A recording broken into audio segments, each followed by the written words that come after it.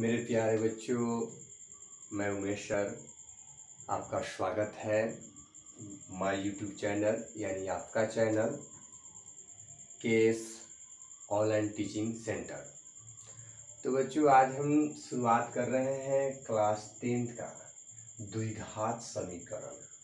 और यह एक ऐसा टॉपिक है जिससे आपको 10 नंबर का क्वेश्चन आता है बोर्ड के एग्जाम में।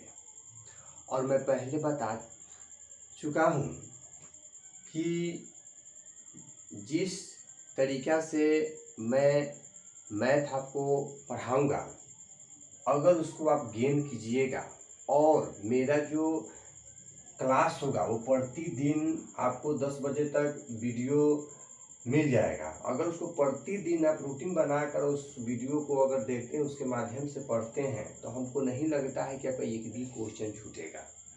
और आने वाले बोर्ड में जो भी क्वेश्चन होंगे वो पूरा आपका सोल्व हो जाएगा।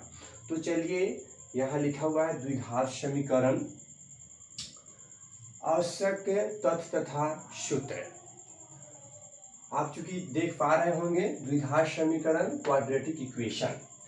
सबसे फैक्ट नंबर 1, ऐसा समीकरण जिसका सामान्य रूप ax² + bx + c = 0 जैसा हो, जहां a b c वास्तविक संख्याएं हैं तथा a बराबर नहीं 0, अर्थात a 0 के बराबर नहीं होना चाहिए।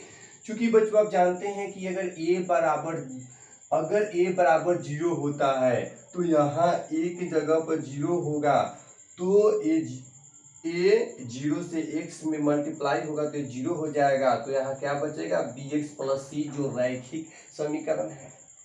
यह एक द्विघात समीकरण नहीं है। चूंकि द्विघात समीकरण का रूप होता है x² + bx + c = 0, अर्थात जब पावर 2 होता है तो द्विघात समीकरण होता है। मैं आपको बता दूं कि बहुत सारे ऐसे बच्चे हैं जो कंफ्यूज हो जाते हैं कि द्विघात समीकरण क्या है, द्विघात बहुपद क्या है। तो मैं आज आपको बता दूं कि द्विघात समीकरण जो आप इसका रूप देख रहे हैं ax² + bx + c = 0, और द्विघात बहुपद बच्चों होते हैं ax² + bx + c। ये आपका हुआ द्विघात बहुपद, ये हुआ द्विघात बहुपद। इसलिए आपको कंफ्यूजन नहीं होना है। यहाँ ax² + bx + c है और वहाँ ax² + bx + c = 0 है। तो ax² + bx + c = 0 है, वह द्विघात समीकरण है। बट ax² + bx + c जो है यह आपका द्विघात बहुपद है।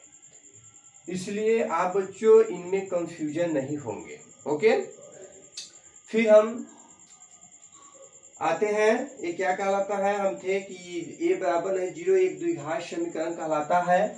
इसमें d बराबर b² - 4ac इस समीकरण का विवेचक या विविक्तर कहलाता है। अर्थात जब d बराबर b² - 4ac होता है तो क्या कहलाता है, वह विवेचक या विविक्तर कहलाता है। अब आते हैं फैक्ट यानी तथ्य 2 नंबर। समीकरण ax² + bx + c = 0 के मूल यदि अल्फा तथा बीटा हो, मूल क्या हो, अल्फा तथा बीटा हो, तो अल्फा बराबर -b + √b² - 4ac बटा 2a। आप जान रहे हैं कि d बराबर b² - 4ac दिया हुआ है, तो हम यहाँ b² - 4ac की जगह d भी लिख सकते हैं। सिंपल सा, अल्फा बराबर -b + √d/2a एंड यानी तथा बीटा बराबर +b + √b² - 4ac बटा 2a। ओके, अब हम देखेंगे यहाँ फैक्ट 3 नंबर, द्विघात समीकरण के मूलों की प्रकृति। माना ax² + bx + c = 0, जहां a बराबर नहीं 0 दिया गया है। द्विघात समीकरण दिया गया, द्विघात समीकरण है तथा माना d बराबर b² - 4ac, तब अब हम बच्चों यहाँ बोर्ड पर चूंकि जगह नहीं होने के कारण मैं यहाँ तक दिया हूँ, बट मैं अपने वीडियो क्लोज करके फिर इसमें जोड़ूंगा, क्योंकि अगर मैं अभी लिखना स्टार्ट करूंगा तो वीडियो बड़ा हो जाएगा। इसलिए बहुत सारे बच्चे अबता जाते हैं कि बहुत बड़ा वीडियो है, इसलिए बच्चों वीडियो न बड़ा होने के कारण मैं फिर वीडियो क्लोज करके और इसका जो फैक्ट है लिखूंगा और आपको समझाऊंगा। जब तक मैं आपको इतना समझा दिया, आप इससे स्क्रीनशॉट भी ले सकते हैं या वीडियो को पॉज करके और आप कॉपी पर उतार सकते हैं।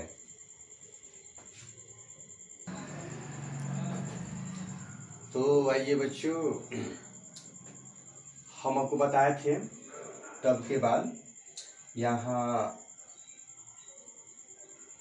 जो एक्स स्क्वायर जो मैंने आपको बताया था कि माना d बराबर बी स्क्वायर माइनस 4ac, तब जो मूलों की प्रकृति होती है जो हम आपको पढ़ा रहे हैं यहाँ, मूलों की प्रकृति, द्विघात समीकरण के मूलों की जो प्रकृति होती है वो प्रकृति यही है। यहाँ पर आपको बता दें कि a x square plus b x plus c बराबर 0 का विवेचक या विविक्तर, और यहाँ दिया हुआ है a x square plus b x plus c बराबर 0 के मूलों की प्रकृति, और a x square plus b x plus c बराबर 0 के मूलों के मान। बी स्क्वायर माइनस 4ac अगर 0 से 12 होगा, अगर बी स्क्वायर माइनस 4ac का मान 0 से 12 होगा तो वास्तविक और असमान होगा, वास्तविक और असमान होगा। और मूलों के जो मान होंगे वो क्या होंगे, minus b plus minus root under b square minus 4ac बटा 2a। 2 नंबर, जब बी स्क्वायर माइनस 4ac बराबर 0 तो मूलों की प्रकृति क्या होंगे, वास्तविक और बराबर, और मूलों के मान क्या होंगे, minus b by 2a comma minus b by 2a। B square minus 4ac जब 0 से छोटा होगा, यहाँ b square minus 4ac smaller than 0, अर्थात बी स्क्वायर माइनस 4ac 0 से क्या होगा, छोटा होगा, तो उस स्थिति में मूलों की प्रकृति वास्तविक नहीं होगा एवं मूलों के जो मान होगा वो वास्तविक मान नहीं होगा। क्योंकि आप जानते हैं कि जो माइनस में होते हैं वो दशमलव से भी छोटा होते हैं, तो वो 0 से क्यों नहीं छोटा होंगे, नहीं। और बच्चों मैं एक चीज आपको एक फैक्ट बता दूं आज। पहले फैक्ट बताने के पहले मैं आप इसको क्लीन कर देता हूं, क्योंकि आप इसे स्क्रीनशॉट ले लीजिएगा या वीडियो पॉज करके आप इसे उतार सकते हैं अपने कॉपी पर। तो मैं एक फैक्ट बता रहा हूं, जो फैक्ट हो सकता है कि आप नहीं जानते हो। बहुत सारे ऐसे बच्चे हैं जो इस फैक्ट को नहीं जानते होंगे। मैं एक चीज मैं आपको बता दूं कि ये जो आप चिन्ह देख रहे हैं इसमें बहुत सारे बच्चे कंफ्यूजन होते हैं कि इसमें 12 कौन है, छोटा कौन है। तो मैं आपको बता दूं, जिधर मुंह खुला होता है वो क्या होता है, 12, और जिधर मुंह बंद होता है वो क्या होता है, छोटा। फिर इधर मुंह बंद है तो ये क्या होगा, छोटा होगा, और इधर मुंह खुला है तो ये क्या होगा, 12 होगा। इस चीज को भी आप बहुत अच्छे से समझ लीजिएगा कि जिधर मुंह खुला है वो 12 है, जिधर मुंह बंद है छोटा है। यहाँ देखिए मुंह बंद है, छोटा हो गया, इधर मुंह 12, इसलिए इसमें नहीं कर सकते हैं कि किधर 12 होगा किधर छोटा होगा, इसलिए इस चीज पर आप ध्यान देंगे। अब आइए वैसा समीकरण, वैसा समीकरण जिसके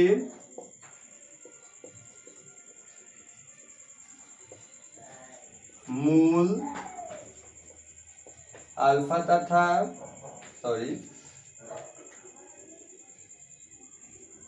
अल्फा तथा बीटा, वैसा समीकरण जिसके मूल अल्फा तथा बीटा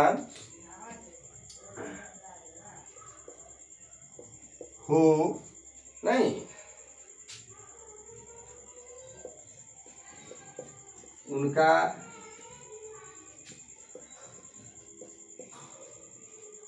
समीकरण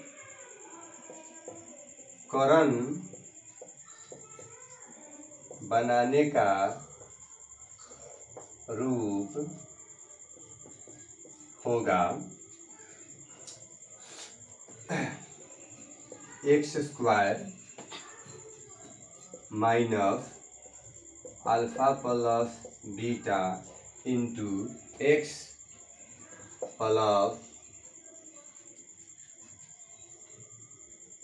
अल्फा बीटा। अब देखिए यहाँ इक्वल टू 0 देंगे, चूंकि द्विघात बहुपद हम पढ़ते हैं तो उसमें क्या लिखते हैं कि द्विघात किसी द्विघात बहुपद के, या ऐसे कहते हैं कि द्विघात बहुपद ज्ञात करें जिनके शून्यकों का योग इतना है और योगफल ये है, यानी शून्यकों का योग, या ऐसे कहिए शून्यकों का मूल अल्फा तथा बीटा हो तो तो क्या निकाले, बहुपद निकाले, यानी सेम उसी पर है, या ऐसे भी दिया रहता है शून्यकों का योगफल इतना है, गुणनफल इतना है, तो द्विघात बहुपद ज्ञात करें।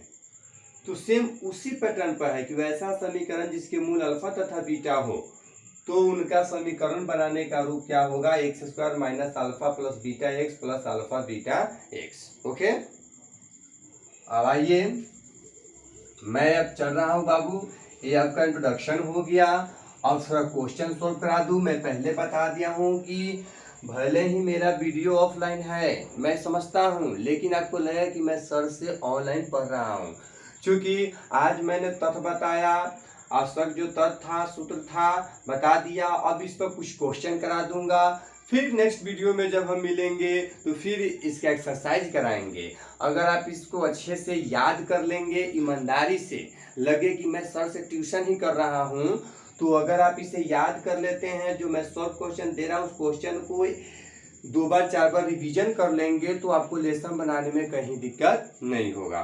तो आइए, सबसे पहले क्वेश्चन है नंबर 1, सोल्व का मतलब हो गया सरल करें, हल करें। क्वेश्चन है 3x square plus 2x equal to 0। 3x square plus 2x plus 0, ये आपका क्वेश्चन है। तो अब हम इसे हल करते हैं।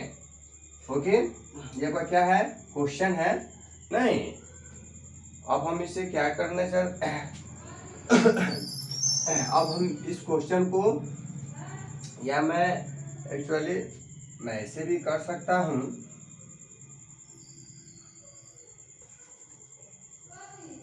क्वेश्चन नंबर 1 हो गया। अब आइए सोल्व मीन्स सरल करें, नहीं 3x square plus 2x equal to क्या है, 0 है। ओके, अब हम चूंकि ध्यान देंगे कि जो 3x square plus 2x plus 0 है, ये किस रूप का है, तो ये द्विघात समीकरण के ही रूप का है, क्योंकि इसमें x स्क्वायर दिया हुआ है। तो हम ध्यान देंगे इसमें, यहाँ या के चिन्ह लिखते हैं, और इसमें देखेंगे कि यहाँ 3x स्क्वायर है, यहाँ 2x है, तो दोनों में पहले हम देखेंगे कि कॉमन क्या मिल रहा है, कॉमन क्या मिल रहा है। तो यहाँ 2 है और यहाँ 3 है, तो यहाँ x का जो गुणांक है और x स्क्वायर गुणांक, इसमें कोई कॉमन नहीं है, क्योंकि ये 3 है, 2 है, अलग अलग डिजिट है, और यहाँ x स्क्वायर है, यहाँ x है, दोनों में x है, इसलिए हम एक x कॉमन ले लेंगे, यानी बाहर निकाल लेंगे। फिर यहाँ x से 3 में डिवाइड करते हैं, तो यहाँ क्या आएगा, 3 आएगा, चूंकि x से 3 डिवाइड नहीं होगा तो 3 रह जाएगा, और x से x स्क्वायर कैंसिल होगा, तो यहाँ क्या बचेगा, x बचेगा। फिर देखेंगे x से x में डिवाइड करेंगे तो कैंसिल होगा, तो 1 आएगा, 1 2 जा क्या होगा, 2 होगा, इक्वल टू क्या होगा, 0। अब हम चूंकि देखेंगे कि हमें यहाँ वैल्यू किसका निकालना है, तो x का ही वैल्यू निकालना है। चूंकि क्वेश्चन है 3x square plus 2x equal to 0, तो इसमें हमको x का ही वैल्यू निकालना है। तो x इंटू 3x प्लस यहाँ लिख दिए, चूंकि इसमें से कॉमन लिए हैं। अब हम क्या करते हैं कि अब हम यहाँ ध्यान ये देंगे कि बाबू एक तो हमारा मूल x है और एक क्या है, 3x प्लस 2 है। तो हम यहाँ लिखेंगे x इजकल टू 0, चूंकि x इंटू 3x प्लस 2 बराबर 0 है तो x इजकल टू 0 और 3x प्लस 2 इजकल टू 0। ठीक है, तो यहाँ x बराबर तो 0 हो गया, x बराबर 0 हो गया। और यहाँ जो है 3x प्लस 2 बराबर 0 है या 3x इजकल टू प्लस 2 है तो अपने साइड जाएगा तो -2 होगा। अब x का वैल्यू क्या हो जाएगा, -2/3। अब कहिएगा कि सर यहाँ -2/3 कैसे हो, आपके मन में एक क्वेश्चन उठेगा कि यहाँ 3x प्लस 2 बराबर 0 था तो ये कैसे हुआ। तो हम बारीकी से समझेंगे। 3x बराबर यहाँ +2 है तो जब अपने साइड जाएंगे, चर राशि है तो अपने साइड जाएंगे तो यहाँ -2 होगा। और यहाँ अभी भी चर और अचर दोनों है तो चर और अचर दोनों एक साथ नहीं हो सकते हैं, इसलिए x इजकल टू या -2 के -2 और यहाँ बाई हो गया। चूंकि बाई क्यों हुए तो यहाँ 3x के गुणज है अर्थात गुना में है। जब गुना बराबर के राइट में जाता है, दाएं पक्ष में जाता है तो क्या हो जाता है, डिवाइड हो जाता है। तो आप इसके लिए एक चीज याद कर लीजिएगा, माइनस है इजकल टू, यानी अगर लेफ्ट हैंड साइड में माइनस है तो राइट हैंड साइड में प्लस होगा, और यहाँ प्लस है तो यहाँ माइनस होगा। मल्टीप्लाई का या अर्थात गुना है तो राइट में जाएगा तो डिवाइड होगा, अगर बाएं साइड में डिवाइड है तो यहाँ क्या होगा, मल्टीप्लाई होगा।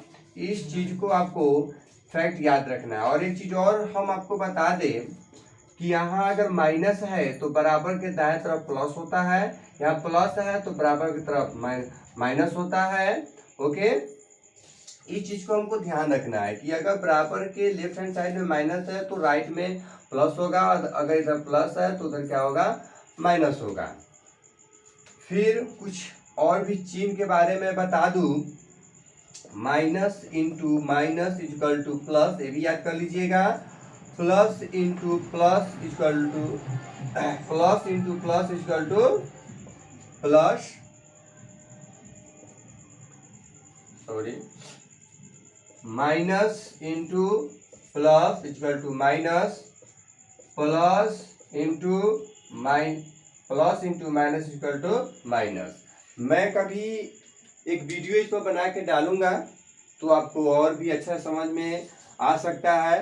बट आप 10th के स्टूडेंट हैं, हो सकता है कि आपको ये समझ में आ जाए, तो आप इसे स्क्रीनशॉट ले लेंगे या अपने कॉपी पर लिख लेंगे। चलिए अब हम इसे क्लीन करते हैं।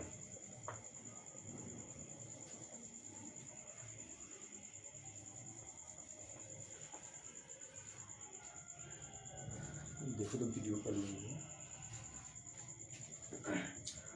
अब हम मिलते हैं नेक्स्ट वीडियो में। चूंकि आप सोचेंगे कि सर कितना लंबा वीडियो बना रहे हैं, इसलिए मैं इसका एक ही क्वेश्चन सोल्व कराया। फिर अगला वीडियो मिलेंगे तो मैं दूसरा क्वेश्चन, इसका second, third, fourth, fifth, sixth जो भी क्वेश्चन है मैं करूँगा। आज के लिए इतना ही, गुड बाय।